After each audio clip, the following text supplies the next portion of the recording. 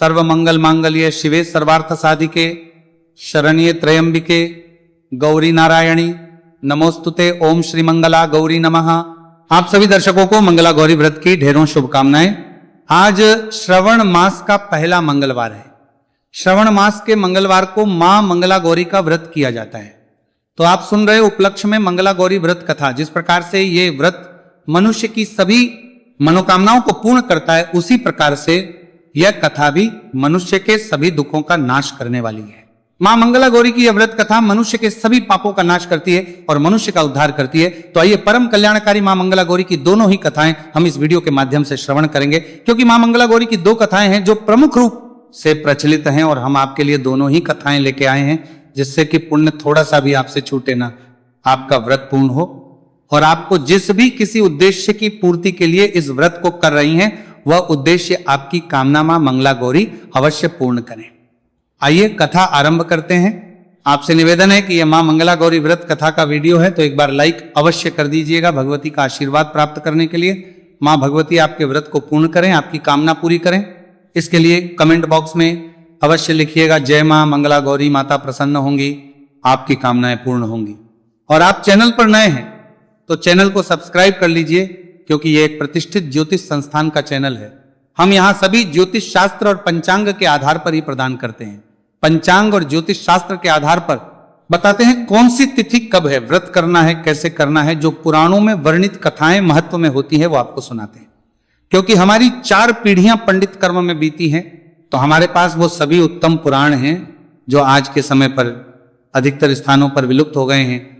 हमारे साथ जुड़ जाइए और इसी प्रकार प्रभु की भक्ति करते हुए प्रभु का आशीर्वाद कीजिए, अपने जीवन को सफल बनाइए। अब हम कथा आरंभ करते हैं।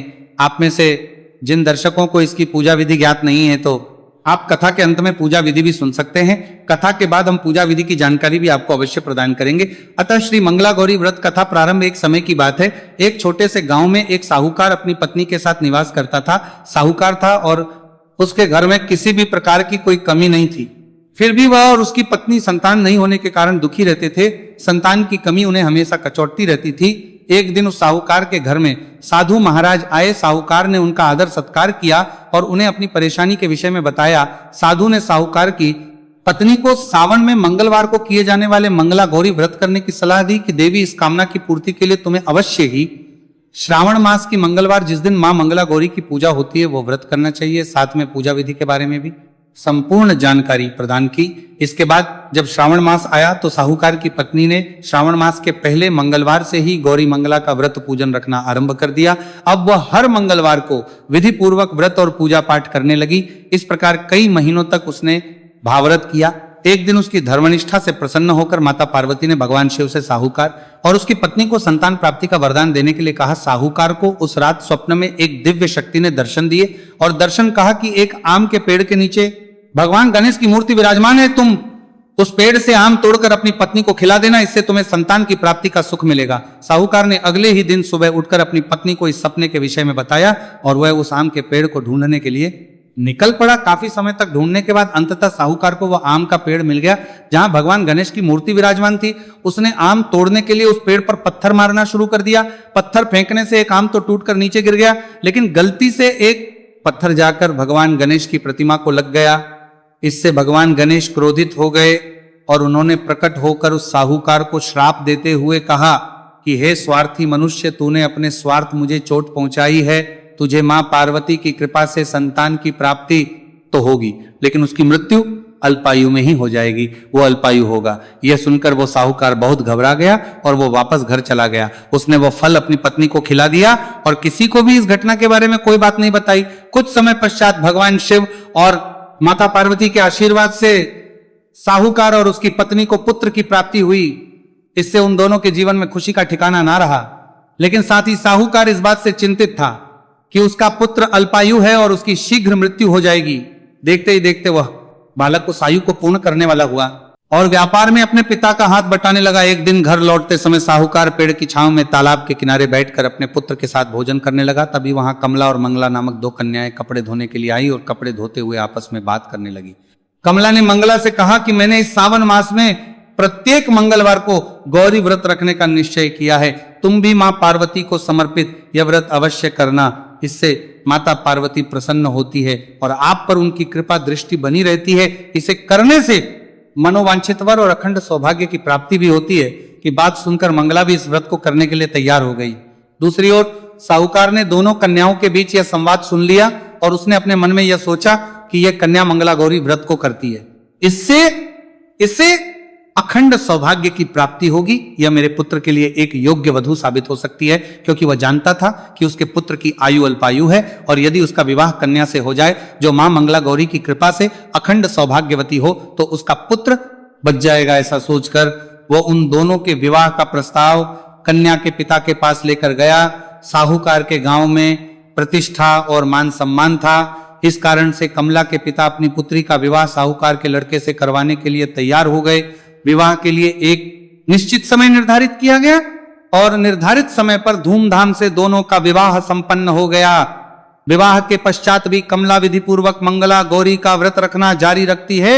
उसके इस भक्ति भाव से प्रसन्न होकर माता पार्वती एक दिन उसे स्वप्न में दर्शन देती है और कहती है कि मैं तुम्हारी भक्ति से अत्यंत प्रसन्न हूं, इसीलिए तुम्हें अखंड सौभाग्य का देती हो, लेकिन तुम्हारा पति अल्पायु है, इसलिए अगले महीने मंगलवार के दिन एक सर्प तुम्हारे पति के प्राण लेने आएगा। तुम उसके लिए एक प्याले में मीठा दूध रख देना, उसके पास एक खाली मटका भी रख देना। सर्प दूध पीकर मटके में चला जाएगा और फिर तुम उस मटके को ऊपर से कपड़े द्वारा ढक देना।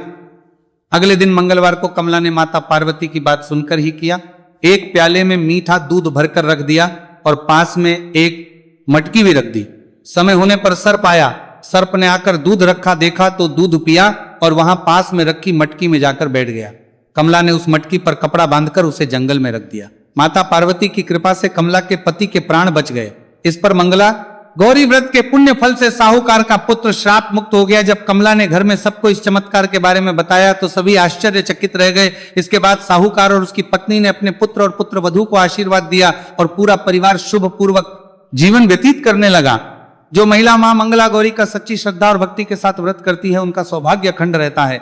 मां मंगला गौरी की कृपा से उनके पति की आयु लंबी होती है और वो सदा सुखी दाम्पत्य जीवन व्यतीत करती है। जो इस कथा को पढ़ता है, सुनता है या सुनाता है, उसे मां मंगला गौरी की कृपा अवश्य प्राप्त होती है। बोलिए मंगला गौरी माता की जय। उसी के साथ यह मंगला गौरी व्रत कथा यहां पूर्ण होती है। आइए अब हम दूसरी कथा आरंभ करते हैं। यह कथा भी मंगला गौरी व्रत में प्रमुख रूप से सुनी जाती है। अतः द्वितीय कथा आम प्रारंभ हुआ। पौराणिक कथा के अनुसार एक समय की बात है। एक शहर में धर्मपाल नाम का एक व्यापारी रहता था। उसकी पत्नी बहुत ही सुमुखी थी और उसके पास खूब धन संपत्ति था, लेकिन उनके कोई संतान नहीं थी और संतान होने के कारण वे अत्यंत ही दुखी रहा करते थे। ईश्वर की कृपा से उनको एक पुत्र की प्राप्ति हुई, परंतु वह पुत्र अल्पायु था। उसे यह श्राप मिला था कि 16 वर्ष की आयु में श्राप के काटने से उसकी मृत्यु हो जाएगी। संयोग से उसकी शादी 16 वर्ष से पहले ही एक युवती से हुई जिसकी मां मंगला गौरी का व्रत किया करती थी। परिणाम उसने अपनी पुत्री के लिए एक ऐसे सुखी जीवन का आशीर्वाद प्राप्त किया था जिसके कारण वह कभी विधवा नहीं हो सकती थी। अतः अपनी माता के इसी व्रत के प्रताप से उस कन्या को अखंड सौभाग्य की प्राप्ति हुई और जब वह धर्मपाल के पुत्र की पत्नी बनी तो वह दीर्घायु हुआ और इसी वजह से धर्मपाल के पुत्र ने 100 साल की लंबी आयु प्राप्त की। तभी से मंगला गौरी शुरुआत मानी जाती है। इस कारण से सभी नवविवाहित महिलाएं इस पूजा को करती हैं तथा गौरी व्रत का पालन करती हैं और अपने लिए लंबी, सुखी तथा स्थायी वैवाहिक जीवन की कामना करती हैं। जो महिला उपवास का पालन नहीं करती वे भी कम से कम पूजा तो करती ही हैं। इस कथा को सुनने के बाद विवाहित महिला अपनी सास तथा ननद को 16 लड्डू देती हैं। इसके बाद यही प्रसाद ब्राह्मण को भी देती हैं। इसको पूरा करने के बाद 16 वाले दिए से देवी की आरती करती हैं। व्रत के दूसरे दिन बुधवार को देवी मंगला गौरी की प्रतिमा को नदी या पोखर में विसर्जित कर दिया जाता है। अंत में मां गौरी के सामने हाथ जोड़कर अपने समस्त अपराधों के लिए एवं पूजा में हुई भूल चूक के लिए क्षमा याचना की जाती है। इस व्रत और पूजा को परिवार की खुशी के लिए लगातार 5 वर्षों तक किया जाता है। अतः शास्त्रों के अनुसार यह मंगला गौरी व्रत नियमों के अनुसार करने से प्रत्येक मनुष्य के वैवाहिक सुख में बढ़ोतरी होकर पुत्र पौत्र आदि भी अपना जीवन सुख पूर्वक बिताते है। ऐसी इस व्रत की महिमा है। अतः प्रत्येक मनुष्य को श्रावण मास के मंगलवार को मां मंगला गौरी की पूजा करनी चाहिए, व्रत रखना चाहिए और मां मंगला व्रत की कथा सुननी चाहिए। कथा के श्रवण करने मात्र से मनुष्य की कामनाएं पूर्ण होती हैं। जो कथा को सुनता है कहता है उसकी सभी मनोकामनाएं मां मंगला गौरी पूर्ण करती है। बोलिए मंगला गौरी मात की जय। प्रिय भक्तों, आज के दिन मंगला गौरी व्रत पूजन के लिए सुबह 5:27 से और 7:34 तक उत्तम समय है। इसमें आप पूजन करें। दोपहर को अभिजीत मुहूर्त भी बड़ा कल्याणकारी है। बाकी मां मंगला गौरी का जो पूजन है ये पूरा दिन आज किया जा सकता है। इसमें विशेष समय को देखने की आवश्यकता नहीं होती है। बात करें कि आज सूर्योदय कब हो रहा है, तो आज सुबह 5:40 पर सूर्योदय होगा। सूर्य को अर्घ देने के बाद देना चाहिए, और क्योंकि ये श्रावण मास है तो स्नान आपको इससे पहले कर लेना चाहिए। अब हम पूजा विधि की बात करते हैं कि पूजन कैसे करना है। प्रातः काल उठ के स्नान आदि कीजिए, स्वच्छ वस्त्र धारण कीजिए। आपके यहाँ जो भी पूजा स्थल है वहां पर साफ सफाई करके एक चौकी लगाइए, चौकी पर वस्त्र बिछाइए, उस पर माँ पार्वती माँ गौरी का कोई चित्र या प्रतिमा स्थापित कीजिए। माता की स्थापना करने के बाद उनके सामने घी का दिया रखिए, धूप रखिए, एक लोटा लीजिए तांबे का, उसमें पहले थोड़ा गंगा जल भरिए, फिर शुद्ध जल भरिए, उस जल के छींटे उस स्थान पर दीजिए, और जो सामग्री पूजा की आपने एकत्रित की होगी उस पर दीजिए। अब पूजा की सामग्री पर विशेष ध्यान करेंगे, देते हैं। ये जो व्रत है इसमें 16 का बड़ा विधान है। 16 कैसे? 16 बाती का दीपक जलाया जाता है। जो दिया आप जलाएंगे वो 16 बाती का होना चाहिए। 16 श्रृंगार की वस्तुएं माता को अवश्य ही अर्पित करनी चाहिए। 16 लड्डू का भोग लगाया जाता है।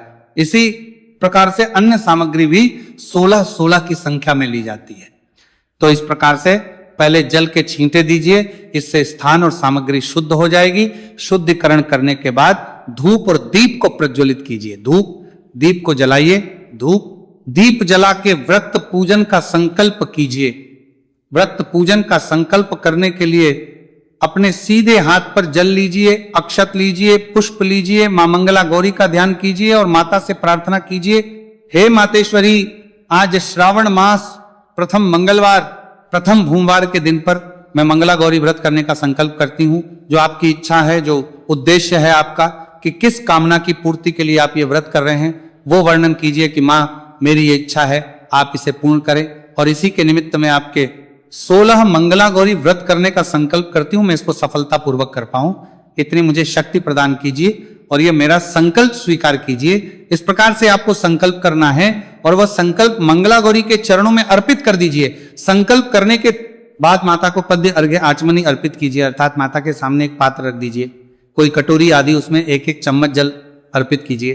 3 बार इस भाव से कि आप माता के पैर धुला रहे हैं, फिर अर्घ्य दे रहे हैं, फिर आचमनी करा रहे हैं, फिर पुष्पों के माध्यम से जल के छींटे दीजिए। भाव रखिए कि माता को स्नान करा रहे हैं। स्नान कराने के बाद देवी को वस्त्र कीजिए। अगर चुनरी आदि आप लाए हैं तो वह चढ़ाइए, अन्यथा मौली का टुकड़ा तोड़ के वस्त्र के भाव से अर्पित कीजिए। माँ को तिलक कीजिए, से तिलक कीजिए, अक्षत अर्पित कीजिए, पुष्प है तो पुष्प अर्पित कीजिए, माला पहनाइए। अब माता को श्रृंगार की वस्तुएं 16 की संख्या में अर्पित कीजिए। जो वस्तुएं लाए हैं, आप किसी के पास 16 नहीं हो पा रही है तो वो कम कर सकता है। जब उद्यापन करेंगे उस दिन आपको 16 की संख्या में ही बांटनी चाहिए। सामग्री अर्पित करने के बाद माता को धूप दिखाइए, दीप दिखाइए, भोग प्रसाद के रूप में 16 वस्तुएं अर्पित कीजिए। आचमनी के रूप में 1 चम्मच जल अर्पित कीजिए। तांबुल, लौंग, इलायची और सुपारी रख के पान का बीड़ा बना के वो देवी को अर्पित कीजिए। लोग कहते हैं 16 लौंग, 16 इलायची, 16 सुपारी, ऐसा कोई आवश्यक नहीं होता। ये आप एक पान का बीड़ा भी अर्पित करेंगे तो ठीक रहता है। प्रमुख रूप से 16 जो भोग प्रसाद के लड्डू हैं वो कहे गए हैं और 16 श्रृंगार की सामग्री कही गई है। भोग प्रसाद अर्पित कीजिए कि आचमनी रूप में 1 चम्मच जल अर्पित कीजिए। हाथ जोड़ के नमस्कार कीजिए मातेश्वरी को और उसके बाद कथा श्रवण कीजिए। कथा सुन के आरती कीजिए और माता से प्रार्थना कीजिए कि हे मातेश्वरी, हमारी ये कामना है, इसे आप पूर्ण कीजिएगा। तदोपरांत क्षमा याचना और पुष्पांजलि करेंगे। हाथ में पुष्प देवी का ध्यान कीजिए। परमेश्वरी, हे मातेश्वरी, ना हम आपका आवाहन जानते हैं, ना पूजन जानते हैं, ना विसर्जन जानते हैं।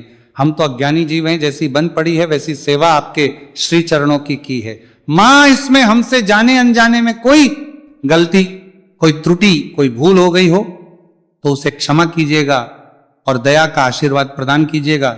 हे मां, हमारी जाने अनजाने की गलतियों को क्षमा करते हुए हमारी झोली में दया का आशीर्वाद दीजिए कि हमारा दाम्पत्य जीवन मंगलमय रहे, मेरा सुहाग सदा अमर रहे और हम इसी प्रकार से आपकी भक्ति करते हुए प्रसन्नता से अपने जीवन को वितरित करें। आपको अर्पित करने के लिए मेरे पास कुछ नहीं है, तन मन धन सब आप ही का है। हमारे पास क्या है? पुष्पांजलि परमेश्वरी, हे मां, यह पत्र पुष्प की भेंट है, इसे आप स्वीकार करें और दया का आशीर्वाद प्रदान करें। इस प्रकार वह पुष्प माता के चरणों में अर्पित कीजिए, खड़े खड़े परिक्रमा कर लीजिए और फिर हाथ जोड़कर नमस्कार कीजिए। इसके साथ आपकी यह मंगला गौरी पूजा पूर्ण होती है। मां मंगला गौरी आपके व्रत को सफल करे, माता का आशीर्वाद आपको प्राप्त हो, यही कामना करते हैं। बोलिए पार्वती मात की जय।